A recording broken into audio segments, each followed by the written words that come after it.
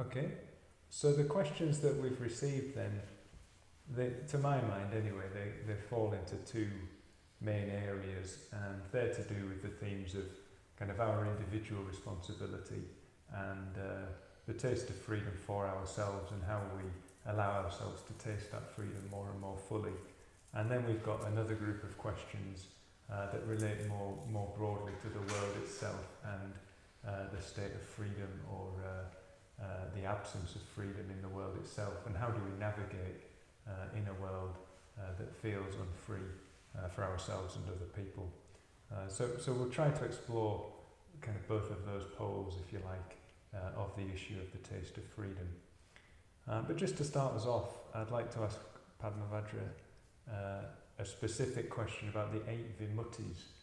If you remember, he mentioned this in the talk yesterday. This question has come from Tim.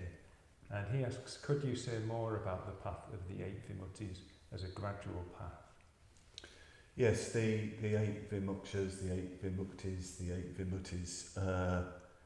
It's in some ways a rather obscure set. I remember one time I was studying with Bhante, and he said he thought the first stages of the 8 liberations, or the 8 emancipations, the 8 freedoms, he thought that the modern Theravada, by modern meaning, you know, not necessarily contemporary, but modern in the sense of long after the Buddha, didn't really know what they were dealing with. Bhante expounds these 8 in the first lecture of the Vimalakirti Nidesha series, the Inconceivable Emancipation, and in the first lecture, the Magic of a Mahayana Sutra. Interestingly enough, I'll just throw in a comment from that, when after talking about these 8 vimuktis and the 3 vimuktis, the vimokshas that come from contemplating on the lakshanas, he pointed out that every liberation is inconceivable. I think it's a brilliant insight, you know, that when you're liberated from something, no matter what it is, there's a sense in which it is kind of inexpressible, because you've stepped out of something that's known and bounded into something unknown. Very interesting set of reflections. But he does go through the 8, so I went through it. And the first 3, I think, are particularly interesting, because they're all to do with the starting point of the 8 liberations, the 8 emancipations, is liberating yourself from craving. Craving being, of course, the main driver of the wheel of life. And this is something that we do need to really appreciate, that Trishna, Lobha, Kama Raga, the different words for craving, is the driver of samsara. Yes, it's bound up with hatred and delusion and all other negative affectivity, but we have to remember that craving in the Buddha's insight is not just a moral point, it's existential. It's to do with our very being in the world. You don't just have craving for sense experience, you have craving for fixed existence, you have craving for non-existence, and that drive creates the samsara, that you create the samsara out of that. So it really is a fundamental to deal with craving. And as I say, the first 3 emancipations are to do with the first three vimuttis, are to do with liberating yourself through craving. First one is emancipating yourself when craving arises through reflecting on the unattractiveness of the object of craving. So when craving arises, you reflect on its unattractiveness. I mean, this, in Buddhist tradition, you have the Ashubha Bhavana, the contemplation of the ugliness of the object of your craving, the repulsiveness even of it. Bhante's never been particularly keen on that meditation. He's been much more concerned to talk about the importance of shifting your attention onto true beauty. And he said on one occasion that the meditation practices that we take in the order, the visualization of the Buddha and the Buddha or Bodhisattva, is Shubha Bhavana. It's the cultivation of pure beauty. You're meditating on the absolute beauty of enlightenment. These forms and images that express the incredible attractiveness and desirability of the enlightened state. And he said that by implication, that is an ashabhavana. You are, if you do that, you will see the relative unattractiveness of the things that you're usually stuck to with your craving.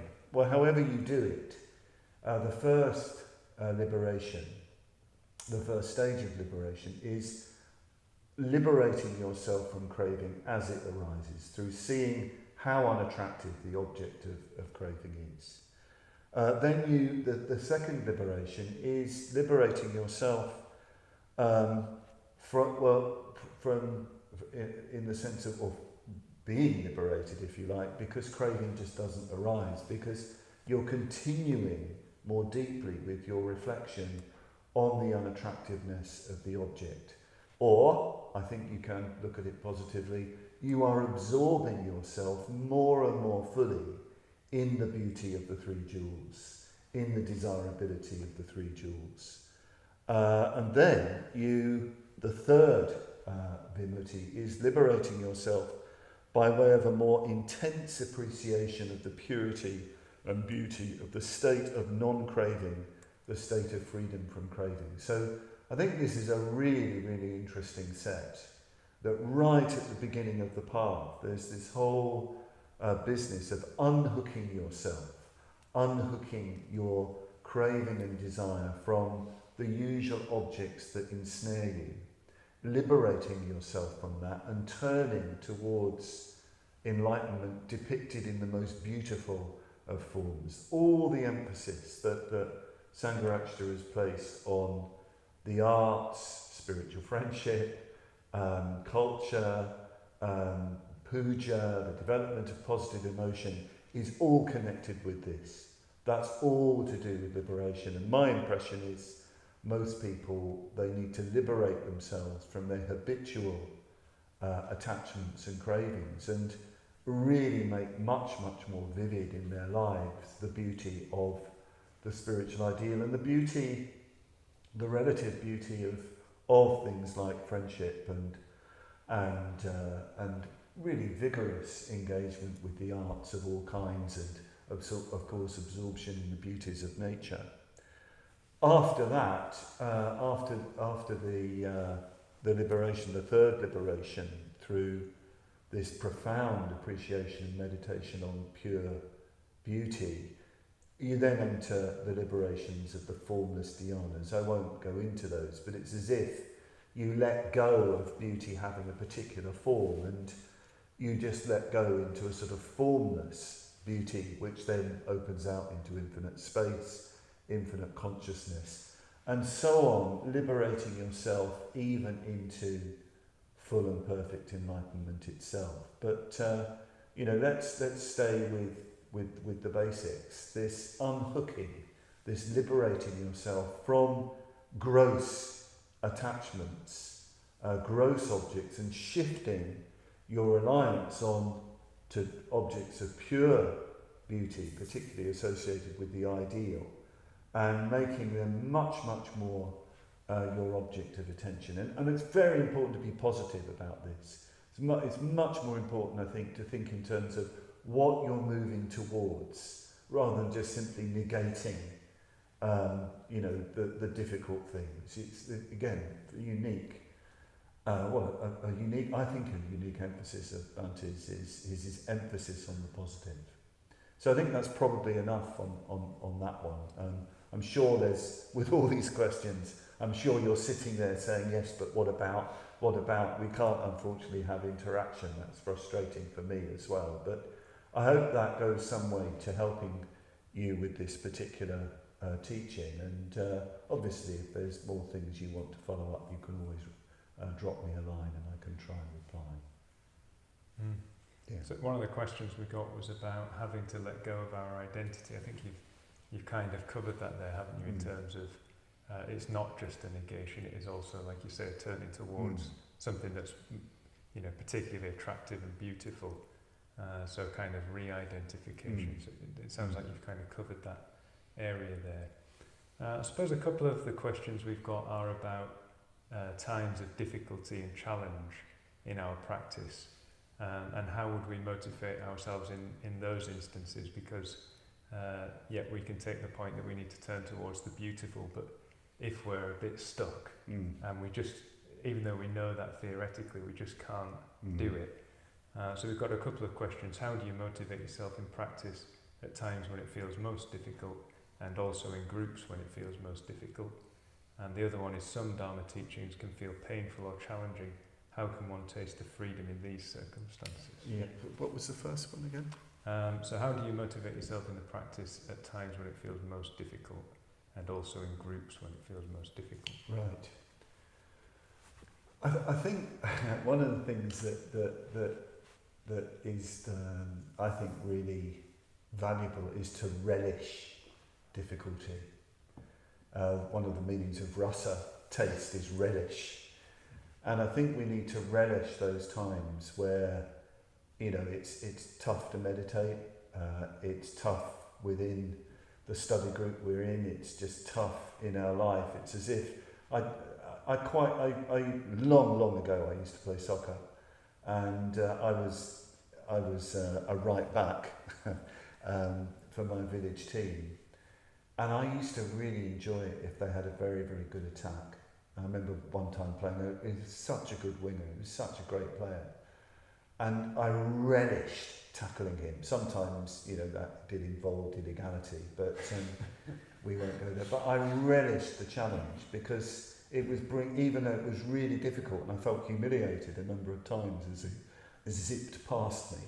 I really enjoyed digging in, and we won that game. We did win that game, even though they were a really good team. So I think one of the things we need to learn to do is to enjoy, as it were, the defensive aspects of practice, the fortress aspect of practice. When Mara, and I think it is useful to think in terms of Mara, is really, sending his missiles, at you and into you. And you've got to find ways to survive, ways in which you sort of push back. Sometimes, you've just got to sit there and you've got to, not exactly grit your teeth, but you've just got to say, I'm not moving. I'm not moving. I'm going to stay with this. I'm going to stay mindful. I'm going to stay aware. And I'm going to enjoy not reacting to what's being presented to me. It's interesting that sometimes, the positive states are described negatively, like the famous saying in the Dhammapada, here in this world, hatred never ceases through hatred, it only ceases through love. This is an eternal Dharma, this is an eternal law. The word for love is advesha, it's non-hatred. And there are times where you can't practice, you just don't feel love, you don't feel metta. You can practice non-hatred. You can practice not giving in to the reaction, not expressing the reaction. And there can be, when you get used to that kind of practice, it can be really enjoyable. There can be a real relish in that. So I'd say, first of all, learn to relish the difficult times, because in some ways, the difficult times, it's there that you really discover your Shraddha. You really discover your faith in the three jewels. It's not actually in times when you're incredibly inspired and everything is up and so on. It's if you keep at it, in a sense where there's no reason to keep at it, you develop real character, strength of character, and that's and depth of character. Depth doesn't come quickly. It comes through living through these kinds of times, these kinds of circumstances, where you're carrying on living according to your values, even though there are tremendous pressures internally and externally to renounce those values. That makes you, I'm going to use perhaps an old-fashioned way of talking, that makes you a man. That makes you a real man. That kind of, quiet strength in relation to these kinds of demanding situations. I think another way of looking at it, especially with Dharma teachings that are difficult and seem painful, the Buddha is often called the great physician, the great doctor. And sometimes taking medicine and going on a regime isn't very pleasant if you're sick. And sometimes the analysis in Buddhist tradition is that we're sick with the kleshas. We're actually ill with greed, hatred, delusion, conceit, jealousy, fear, all the rest of it. That's the disease we're suffering from, and sometimes the medicine is bitter, because you've got to rein in things that you usually like to express, and that hurts. That's painful because you can't go down certain roads. You've got to give up particular sort of habits, even particular addictions, and that's sort of painful. It's a bit like exercise, which I'm not doing very much at the moment, which I should be, because I'm lazy at the moment, but there you are. I'm not taking the medicine, but we know, don't we, that when you do exercise, you don't like it at first. It might be a bit painful and uncomfortable, but you feel better. And it can be like that with the Dharma sometimes. Of course, it might be, you might have to be sort of sensible and intelligent at times with Dharma practice, and maybe you're trying too hard, maybe you're forcing things, and that's making it difficult. Maybe you've got to learn to relax and sort of back off a bit. You keep up the practice, but maybe don't expect too much of yourself. Be patient with yourself. So there's a few suggestions there. Yeah. Sorry if this puts you on the spot a bit, but I just wonder if you can think of any personal examples of, those times where you've had to dig deep, because you've been doing this a long time now, so 40 years or so. There must have been times where you've been in that kind of situation and had to really dig deep. I just wondered if any came to mind and you could share something. When does it ever stop? And I live in really good conditions. I think one of the hardest times of my life, but also spiritually one of the most fruitful, was times in India. Living in India, I especially my first visit there, I was terrified by India. Massive culture shock, terribly homesick, nostalgic for my village in Sussex, and mum and dad and my sisters. I was in India in my early 20s. I was 21 when I first went to India, and so it's kind of understandable, perhaps, but I got sick for the first time in my life. Really sick. And it was, I felt as though I was sort of falling apart. But spiritually, at the time I didn't know it, there were deep things going on. There was a process of growth taking place, of the beginnings of becoming a man, to use that sort of language. Growing up took a long time.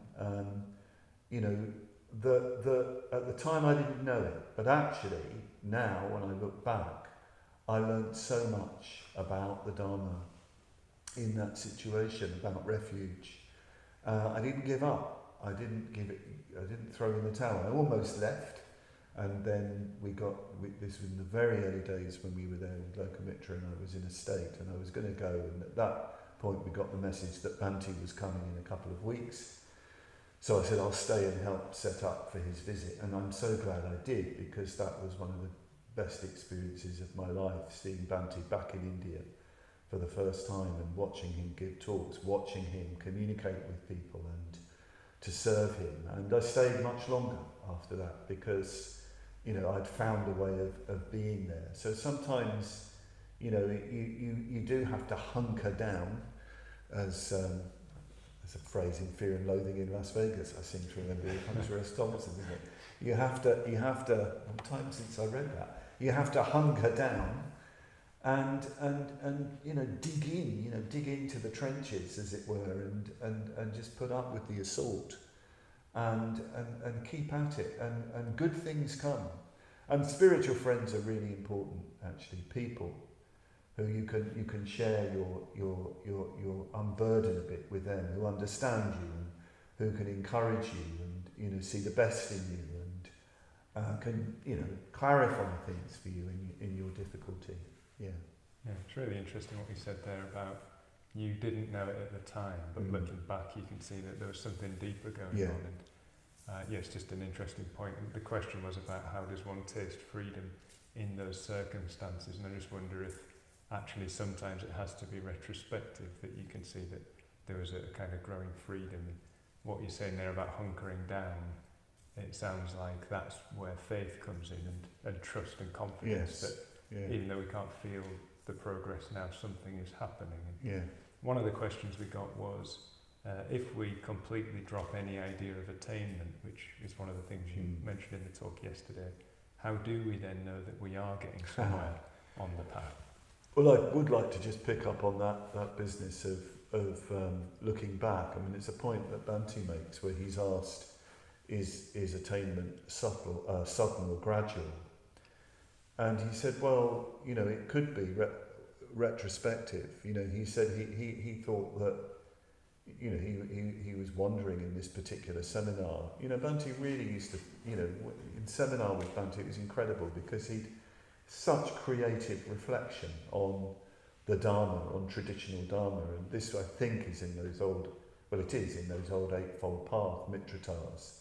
I mean, it's scandalous that they're not in print, big A4 magazines. They're fantastic with the lecture from the Eightfold Path and these fantastic seminar extracts. So there's stuff about, is vision sudden or gradual? And he said, well, it might be that you're just dropping grains of sand in the scales, and at a certain point the scales tip. And he said, you might look back on your life and you think, this whole process started way back then, and I didn't know the significance of that particular event. And it's something I think happens when you get a bit older. I'm noticing all sorts of things in my life. Things that Bhante said to me, things that I studied years ago, experiences of long ago, and their significance is revealing themselves more and more vividly to me. I think our sort of Dharma life is, you almost like deposit treasures in your Dharma life, and in time those treasures they show themselves. We have this sort of idea that spiritual experience is going to be some sort of blinding flash in the moment. I'm coming to the conclusion, and maybe this is a temperamental thing as well, I'm coming to the conclusion it's not quite like that things sort of emerge, in your consciousness, in your life, in your being, and even things that you thought were really insignificant, they start to become incredibly vivid, because you've been living from those things, but you didn't know you were living from those things. So I think it's a much more mysterious process than we realise, spiritual development. We tend to relate to it very materialistically. You go along this path, you get the experience, you're a made man, everything is sorted. It's really not like that. It's a much more interesting and mysterious path than that. Bhante's fond of quoting W.B. Yeats, wisdom is a butterfly, not a gloomy bird of prey. A butterfly goes around from flower to flower rather than the gloomy bird of prey going to, get its prey. And we shouldn't relate to Buddhist practice in terms of, getting a prey or something like that. For me, the mark of any kind of progress, it's to do with really simple things. It's things like, is there gratitude? Is there real gratitude for what I've been given? I don't think I'm nearly grateful enough for the riches that are in my life, from very basic things to, more, as it were, spiritual things. But when I'm in a state of gratitude, I feel, good, I'm getting somewhere. Recognising what I'm given by others, what I have been given. When I'm in a state of reverence, when I'm really acknowledging that which is greater than me.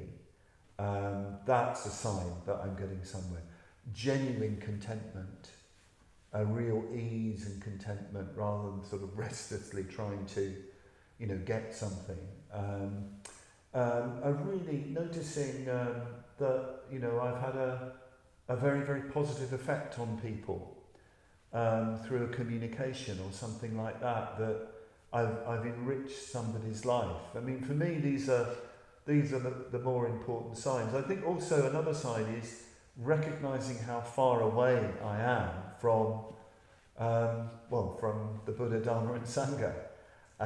Actually is a sign of getting somewhere, in my view. I don't mean feeling abject and useless and things like that, although it might involve that.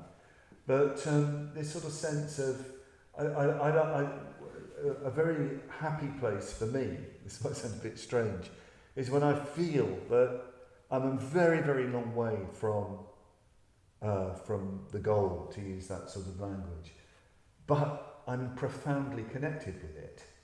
That's a great place for me. I feel, I'm really getting somewhere. There's an awful lot to do, and there's so much to change. There's a long way to go, but distance doesn't matter. Distance is irrelevant because there's a resonance between, myself and the spiritual ideal. These are the really important things for me. I mean, I could say more about it, but the whole idea that you've reached a certain sort of stage or state, and you're sort of in this state, a bit like, I don't know, you're in this sort of state of the league table, or I've really got my sporting metaphors going on, or something like that. I find that very artificial. I don't really relate to that. It's not that I don't value and appreciate the delineation of the path, and it's not that I'm not inspired by that, I certainly am, but sort of thinking that you are somewhere, I just find that a bit weird. It all gets a bit self-conscious. And I like the Diamond Sutra, where it says, that the stream entrant, the once returner, the non-returner, the arahant, if they really are those things, they have no perception that they are stream entrant, etc. If they did have a perception, they wouldn't be a stream entrant, etc., etc. Yeah. Reminds me a little bit of what you said yesterday in terms of the great and mighty ocean, and one of those qualities being that the rivers all run into the great and mighty ocean, and the names are just forgotten. It doesn't just apply to our kind of clan or our name, does it? But also that kind of calibration and labelling ourselves as this, that or the other. It can kind of be lost the more we enter. I mean, just to say in relation to that, we should, and some of the ones of you who've read the Udana will know that the Buddha does say, just as in the great ocean there are the great beasts like Leviathan and fish eater, and there's all sorts of strange names that they have of these mythical beasts. In the same way, in the ocean of the Dhamma, there are the great beasts, the stream winners, and so on. It's not. I don't think there are such people, such great beings and great beasts. But I don't think it's my business to be sort of, trying to see myself as that, or even to work out if anybody else is that. It's more like, I think, that you're in a state of reverence, of metta, and you can notice the giants, and you're happy to notice the great beasts and the great giants and even the great monsters of the Dharma, and you're very happy to bow your head in their direction. Yeah, great. Just changing track slightly and starting to look more at our relationship to the world and kind of issues around freedom in the world. We had a lot of interesting questions in this area and quite big questions, I suppose. So let's start off with one from a cuppa, which was in reference to Milton's new forces of conscience. So he asks, what would it mean to us to bring forth Milton's new forces of conscience in today's world? Well, of course, the new forces of conscience are seen as very negative by Milton. I had a look up of his sonnet. I'm a bit behind in my Milton studies. I used to read quite a bit of Milton, Paradise Lost and poems and various studies of him. It's such an interesting period in English history, British history. I mean, it's such a fascinating period, and Milton was very, very strongly influenced by, of course he was very devout Christian, very strongly influenced by a lot of the radical groups that were around in the time. And Bunty he was very interested in this period. There's a famous book by Christopher Hill called The World Turned Upside Down, which is a study of the radical Christian movements of that time. He even described Gerard Winstanley and the Diggers as the first English Buddhists, I think, on one occasion, and very, very interesting notions of Christ as being something residing within you, and a lot of emphasis on communal life and so on. And the poem, The New Forces of Conscience, I'll just read an extract from it. Dare ye for this adjure the civil sword, to force our consciences that Christ set free, and ride us with a classic hierarchy. So he sees Christ as setting free our conscience. But at this time, the Book of Common Prayer had been banned, and I can't give you all the history. It's all to do with the Long Parliament and Parliament imposing certain religious norms. And I think, there are, plenty of new forces of conscience. We probably need another Milton to come along and to address them. But I don't think it would be appropriate to sort of go into those, what I think they are. I think it's really being sensitive to any pressure coming from anywhere to force you to adopt a particular moral stand.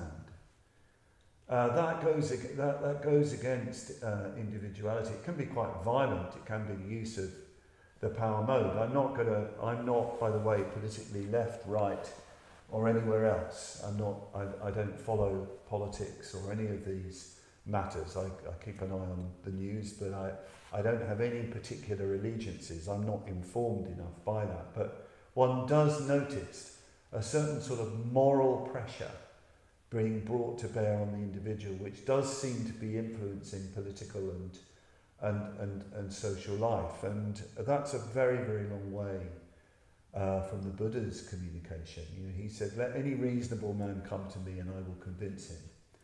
The Buddha would lay out the path to people. Yes, there's his presence, and yes, he would communicate with tremendous energy and inspiration, but always, always, always, the individual is free to adopt or to reject. I mean, it's very interesting, isn't it, that the second person I think the Buddha meets after his enlightenment is the wanderer, Upaka, or Drona as he's sometimes called. And the Buddha tells him he's enlightened, that's their conversation. And Drona, Upaka, the Ajivaka, says, well, may it be so, friend, and leaves him. I think that's a very, very important detail. Really, really crucial detail in the Pali Canon, that if an individual does not want to follow the Buddha's teaching, they are completely free to do so, and there must be no compulsion whatsoever. And I think we need to be very careful if we're adopting moral stands, so-called moral stands or values, out of guilt, irrational guilt, or because of a very, very strong pressure. I think it's dangerous because I think you get kickbacks. I think you get very strong reactions, which can be quite extreme. So I think we need to be very aware of the new forces of conscience, wherever they may lie. And they seem to lie in a lot of places, because it seems to be, debate nowadays seems to be extremely polarised. And, that's forcing people to see the world in a particular way. I'm not saying that one doesn't speak up and speak out against injustice and all that kind of thing. I mean, there's so many bad things going on, but one must find skillful ways of doing that. And putting pressure on individuals is Well, it's not skillful. It's not. It's definitely the power mode. We need to use reason, positive communication. We need to communicate from our inspiration. Show people a way forward, and we need to exemplify the life that we believe should be lived. Yeah. Just on the point about pressure, societal pressure, we did have a specific question on this, and maybe now's a good time for that one. So the question is, it seems to me, in order to fully take responsibility, which I can see as integral to freedom, how can we work with our collective societal conditioning? As a white man, for example, educating myself around my privilege. Well, I think it is important to. I've heard. I don't know if this question has in mind that this. I've heard this phrase, white male privilege. I don't know. I have to admit the theory behind it. I've only heard the phrase. I presume it's something to do with the fact that if you are a white male, you must, by virtue of that, be privileged. I can't say I've ever felt privileged myself. I don't come from a wealthy family. I come from a working class family. My father was a plumber who worked my mother was working class. They were white people, obviously, but they weren't privileged in any way. They grew up through the Depression. My father was conscripted into the Fleet Air Arm in the war. So he was on the Arctic convoy. He never got any acknowledgement for that. I wouldn't say that my family were a privileged family, and I've never felt particularly privileged myself. I was kicked out of school when I was 16. So I think we need to be a bit careful with this sort of language that where you get a blanket term, a term describing a whole swathe of people, a huge part of the population as being a particular thing. Buddhism is concerned with individuals. It speaks to the individual. It speaks to each and every individual's dignity, and it calls to every individual to develop self-respect. If we are going to think in terms of privilege, I think we need to be thinking in terms of, yes, we do have the privilege of having a precious human body. This would be the traditional way of looking at things, to see what we've been given. We've been given a very precious human life form. And we are living in a society which has a lot of freedoms. We experience a lot of freedoms. Okay, maybe not everybody feels those freedoms, but actually we are free, comparatively. We are able to, for example, this weekend, talk about the things that we really think that matter. We're not going to get a raid from the secret police to close us down because we live in a culture where you can't practice Buddhism, and there are such places. We're not living in fear here, at least, of that kind of pressure. So what we need to do is think, well, I have all these freedoms, all this potentiality, all these qualities. I'm free to practice the Dharma. I'm going to really make something of myself through Dharma practice, and develop a very, very positive attitude to yourself, and a very, very positive attitude to other people, and to put them in touch with that sense of the preciousness of human existence. The Buddha's vision is very, very clear.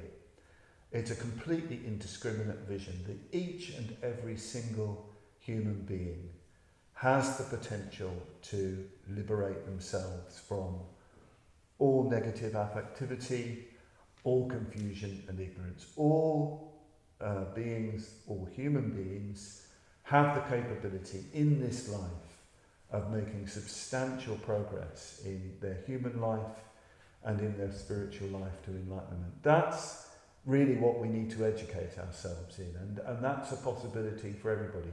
We need to be much more imaginative about how we reach people from different aspects of society, different aspects of in our cities and other places. We need to find all sorts of different ways of communicating. But the Dharma is the most liberating vision that is possible for anybody. Without, and this is the really crucial thing, without putting other people down. Because I think sometimes some of the language that's around is that you need to sort of to raise some people up, you need to push some people down. I don't look at life in that way. I think everybody, every human being needs to be raised up.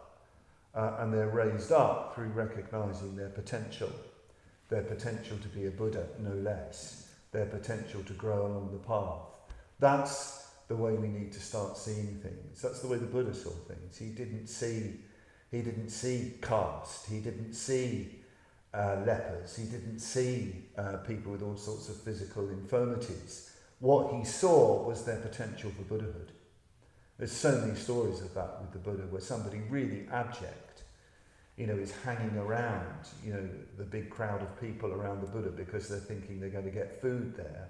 The Buddha sees they're the one who can really hear the Dhamma at this time, and he communicates with them. He sees deeper. So if we're going to educate ourselves, it's educating ourselves in our precious human existence and educating ourselves in that actually everybody shares that precious human existence, and we work to liberate everybody. Yeah? Mm-hmm. I think a follow-up question from that we have, everybody does have that potential, and obviously we want to see them fulfill it. But one question we got, well, what do we do if we see that others are oppressing that potential in other people? How do we actually respond to that in a skillful way rather than kind of fight fire with fire and drag ourselves into something unskillful? Well, I think it is important if you see oppression, right in front of you.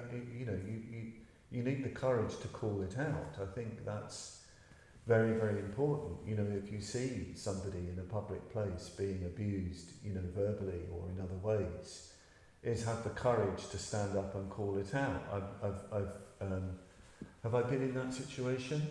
I've got a vague memory I have been in that situation, and of course it can be very frightening because the people doing the abusing, are bullies, and they're also going to turn on you. But I think we do have to stand up where there is oppression, and calling it out in an urgent situation doesn't mean that you don't speak with a strong voice, to call things out. I mean that it's not that we should be sort of meek and mild. You do want people to hear you, and you have to say it very very strongly. I think as well, it's also true that if there are if you like, institutions and structures that oppress people, that does have to be engaged with. But as well as that, that isn't the whole story. The other side is the creation of very, very positive environments where people aren't oppressed and they don't feel oppression. On the contrary, they feel liberated. I mean, it is interesting, contemplating Dr. Ambedkar's life story. Of course, he's hugely critical of, the inequalities in Indian society, but he didn't just do that. He created institutions, he created colleges, he created universities, he created political parties, he created trades unions. He was very, very concerned with the education of his people, of his followers, and I met people who went to Dr. Ambedkar to get an education. An older member named Silendra Bodhi, told me his story of going to Dr. Ambedkar's house when he was a young lad and wanting an education, and Dr. Ambedkar saw him and wrote him a note and said, "Go to this place, they will educate you." And he owes everything to, Dr. Ambedkar's personal interest. So as well as, calling out oppression, we need to create incredible environments made up of people who see the positive in people. And of course, that needs to be that's what needs to be going on within our own Triratna. When people walk into a Buddhist centre, or a retreat centre, whatever their background, they're welcomed with loving kindness, they're welcomed with interest, and they are encouraged, and they have the feeling of freedom. That's the sort of thing that we need to create. Yeah. Yeah, on that question of creating environments, is that why we have an order then, or is there more to it than that? Because one of the questions was, if the status of an order member is a no status or a non-status, well, why have an order? Yeah. Why not all just practice together? Yes, and that's a very good question, and I noticed that question. I've been reflecting on it quite a bit, because there might seem to be a contradiction, and of course, but the thing is, we are embodied. We take up a particular shape and form, within this world. You can't be a human being without that. So we're in a world where there is, there are demarcations, and something is this and it's not that. You need to make that as positive and liberating as possible. So I think what Bhante was getting at when he said that a Dhammachari and a Dhammacharini is a kind of non-status, I think what he meant was that it's not a fixed status, which of course it isn't, it can't be, because Dhammacharini means one who fares in the Dharma, one who courses in the Dharma. The whole idea of the life of an order member isn't a very happy term, because it makes it sound as though you are a member of a club, and that's not really what we're getting at all. A spiritual community is a free association of individuals, in Bhante's phrase. So Dhammacharis, Dhammacharinis really should be people who are faring and coursing in this Dharma. When I first heard this word coursing in the Dharma, I immediately thought of people swimming in an ocean. That was what I immediately thought of. So you're looking to your non-status is, as it were, a dynamic status. That should be the status of every human being, actually. That it's something alive and creative, and you're not settling down into a particular sort of fixed position, and that's what our order should be supporting individuals to do, very, very vividly. So you have this sort of sense of a much more sort of fluid, if you like, identity in the end with a Buddha, a very advanced Bodhisattva. They're very mysterious beings who really don't have any kind of sense of themselves being bodhisattvas. But of course, they're very aware of their significance and the positive effect that they have. It would be foolish not to have a sense of the influence you have, and you can't ignore that influence, and you make it as positive as possible. But you're not sort of, defining yourself in a rigid way. It's a bit like, I remember Sangha actually once commenting on the Bodhisattva's activity. The Bodhisattva who is practicing the perfection of wisdom and the other paramitas. He said, no, you need to think, they don't have any. That's right. He's commenting on the phrase that although all beings are liberated, no being is liberated. And he said, look, you need to think. It's very hard to imagine what a bodhisattva is. It's a bit like an artist, a painter, say, so absorbed in the activity of painting. They're not thinking, I am an artist, look at me, aren't I clever? And all that sort of thing. No, they are absorbed totally in the work, in the creation. And that's how it should be, for a Buddhist. You're so absorbed in the activity of whatever it is that you're doing, with the general activity of the Dharma life. You're not sort of thinking about yourself self-consciously. Yeah. A couple of questions we got are on spiritual friendship. So maybe there's a link there just in terms of losing oneself or self-consciousness through our connections with other people. And the questions specifically are about how to develop a greater degree of friendship, particularly in study groups or Dharma discussion groups, and whether social media plays a part in Kalyana Mitrata, or whether it could be a hindrance. So Well, I don't know about social. don't really use social. Oh, I don't. Do I use social media? I don't. Do I do emails? Don't I? I don't think you do. I don't. Social media, is that Twitter and Facebook and all that? I think you're answering your own question. Yeah, you don't use it. I don't use it, so I can't comment on that. I'm sort of technologically challenged. But certainly this time I found I was very reluctant and resistant to Zoom and all that stuff.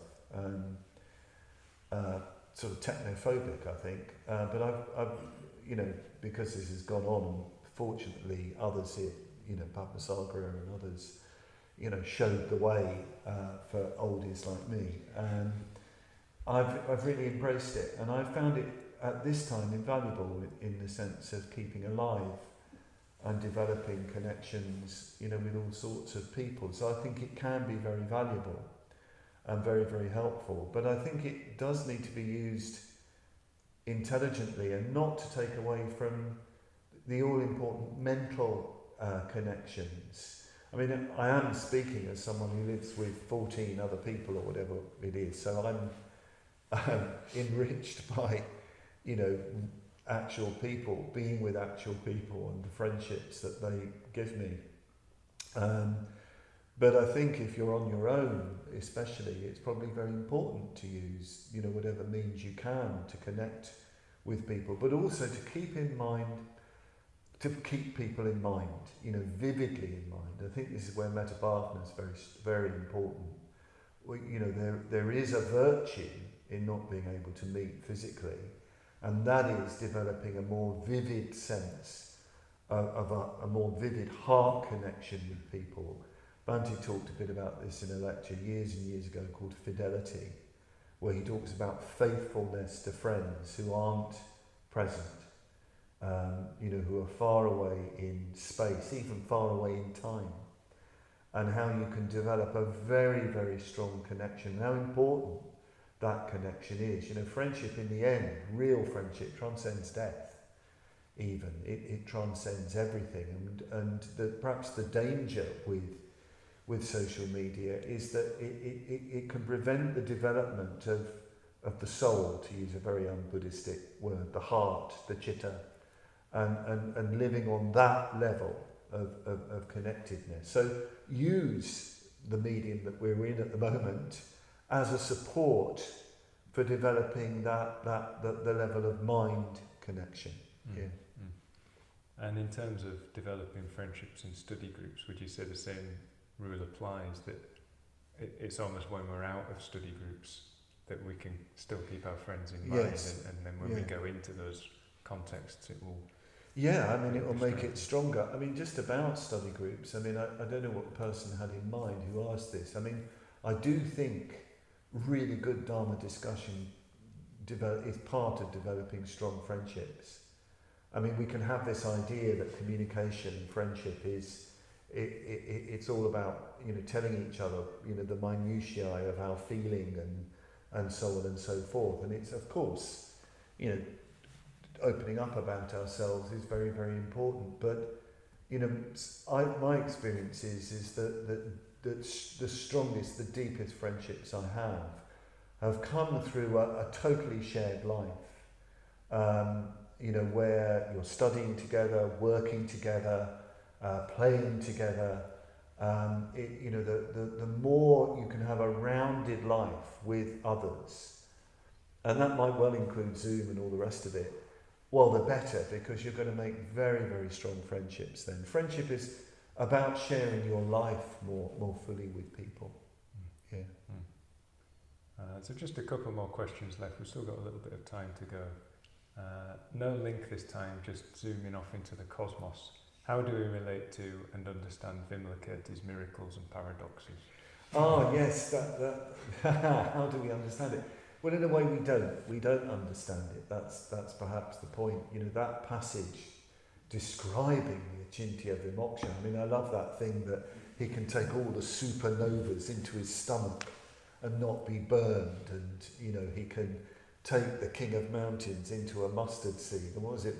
The great intergalactic billion-fold world system is like a potter's wheel that he can sort of spin across the universe. How on earth do we don't understand it? It's the achintya vimoksha, it's the unthinkable, the inconceivable liberation. I quoted it, I mean, partly because I thought, oh, come on, let's just bung something in that is really going to seriously mess up people's minds. Hopefully, let's have the Mahayana acid trip without the use of any drugs. Complete natural high. Let's bung that in. But also, I suppose what I was trying to get at is that it's all. I can't say that. But I think perhaps a key and a clue to this is the business of that everything is awareness.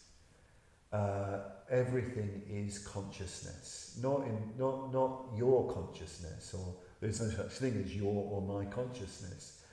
But the Buddhist tradition has a serious critique of the material world, because they say, well, what's out there you can't ever know in itself, because it's always interpreted through your awareness, through your mind. So from that point of view, everything is mind. Everything, not mind in the sense of thought and head. Everything is consciousness, is awareness. Everything is an expression of awareness. And when you have that realization, a true realization, not an idea of it, when you know it, when you taste it, anything is possible, anything and everything is possible.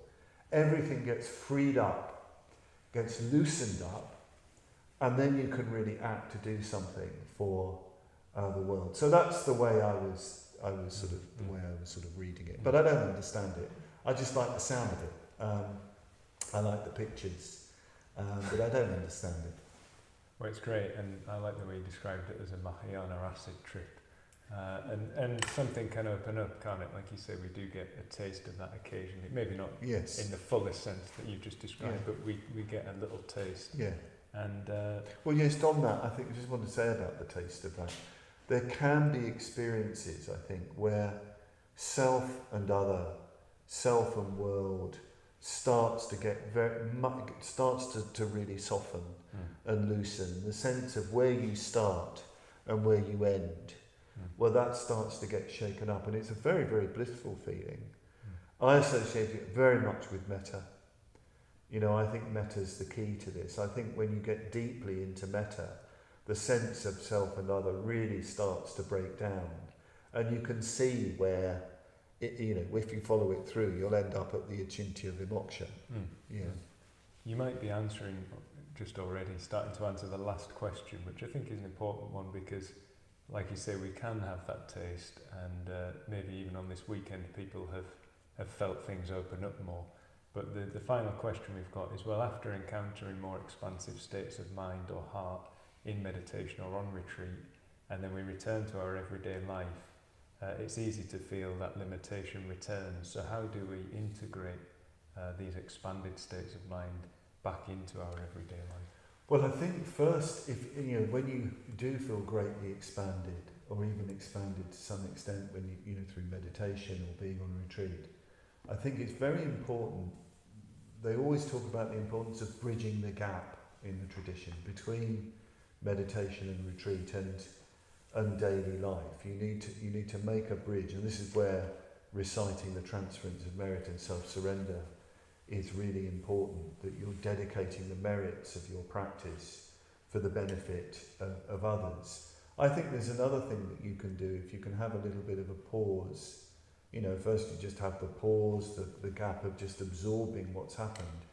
Have a little bit of a reflect, if you can, if you've got the time, on how can this be translated into the details of my life? Because trying to hold on to it, you just get tense and you'll destroy it, and it you just won't be particularly functional. I've seen it sometimes where somebody's emerged from meditation and they're trying to hold on to it, in a busy kitchen, and you just think, oh, you're setting yourself up for a terrible disaster like that. No, you have to relinquish that mode, but you can translate what you gained into the details and the practicalities of daily life. And I mean, I'm going to state something incredibly obvious, but that's going to be mindfulness and metta, isn't it? I mean, it really is going to be that. It's going to be continually aware of what you're doing and saying, and continually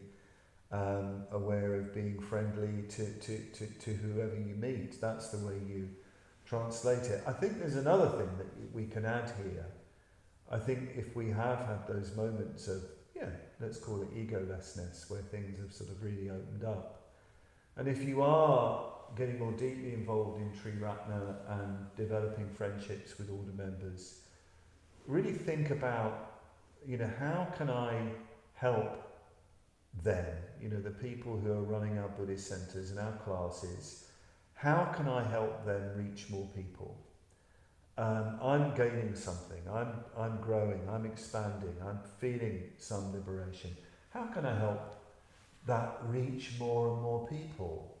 The more you can do that, the more you'll stay in touch with that experience. I think this is a really important point. The more we can, as it were, objectify our inner experience, not by blabbing about how great our meditation is, but objectify in the sense of living a life that's expressive of that, the stronger it will grow inside us. And that's how miracles get done. I mean, we've had the miracles of Vimalakirti, but actually, I think, if you like, the real miracles is when you can create environments, when you get people together, creating a sangha together, and out of that, bricks and mortar, environments where people can come together and practice, and to keep those going. I mean, that's a major, major miracle in my view. I mean, and it is miraculous when I think of our movement and how it's changed over the years and how it started when I was around in the early days and the kind of places I was living in, and think of our work in India. And Lokamitra, extraordinary man. I mean, his vision was amazing. I remember when towards the end of my first stay there, we used to do classes wherever we could. We'd do them on verandas of empty houses. We'd do them on old railway wagons just stuck on a bit of wasteland. We'd do them in a tiny garage because the car was, taking the family to church, and somehow the Buddhists had a connection with this Christian family, so we could use their garage, their oily garage, to have our Sunday morning class. We'd do it wherever we could. But Lokamitra quite rightly wanted, we need to get a good centre, we need to have something. And we were shown this patch of land by the river, just on the edge of Pune. And, a riverside in an Indian city, I mean, it's just covered in human excrement, because that's where people from the slum, that's where they go for their toilet, every morning. So we're walking by on this dried up river bank, just covered in crap. And Lokamitra said, "Look at it." I said, "Yeah, it's disgusting." No, look, we can have an amazing centre here. And he could see, I don't like it, and it's not near Pune, it's not near the really good cafes and things like that. Pathetic, isn't it? But he saw this centre, and sure enough, that centre got built. I mean, that's the miracle. They're the miracles, and people, communities to run these things. These places coming out of sanghas, coming out of friendships. They're the real miracles, I think. I think that's a really fitting place to end the Q&A. So thank you, Padmavajra. Thanks for doing this Q&A session, but also for the talk yesterday. And I just want to say thank you as well, based on what you've just said, for what you have put into the order over so many decades, you and others.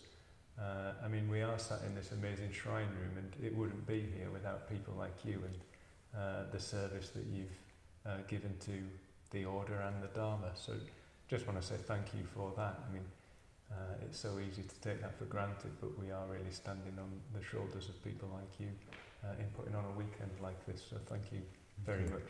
We'll give Padmavajra a round of applause.